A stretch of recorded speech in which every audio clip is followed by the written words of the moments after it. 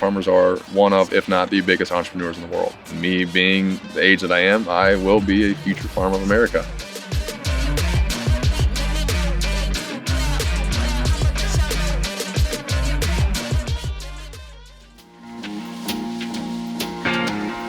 I'm Zach Tweed, a second year here at the University of Iowa, playing football and studying enterprise leadership. I like to describe my major as learning all the ins and outs of running, starting, and owning your own business. So, as I think about how sustainable farming fits into my farming game plan, a key concern is the impact on the bottom line. This offseason, I drove up to meet farmer Mike Bretz and talk about how sustainable practices have impacted his farm's profitability.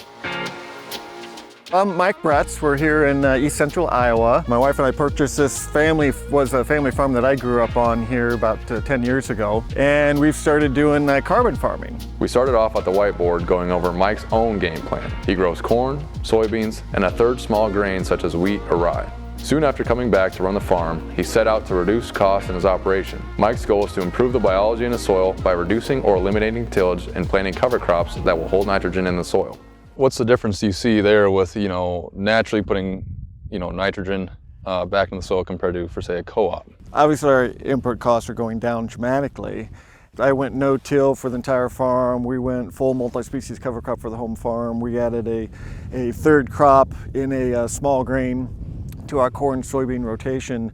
So I'm all in and trying to get the soil biology going as quickly as possible to reduce our costs there. What I will say is that in our first year of doing this, our input cost was $70,000 less. Definitely helps that way for sure there. Change, absolutely.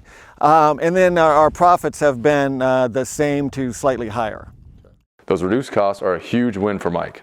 The next part of his strategy is generating new revenue based on these carbon farming practices. Working with Indigo, for example, on doing the carbon farming thing, where I'm doing these practices anyway to reduce my input costs, but there's companies out there willing to work with Indigo to pay a farmer to put this carbon in the ground to help pull it out of the atmosphere. We're not used to that, are we? We're not used to that at all. What I found interesting about Mike's game plan was that he's using these carbon farming practices to generate profitability in two ways: reducing costs and generating new income from the credits he produces.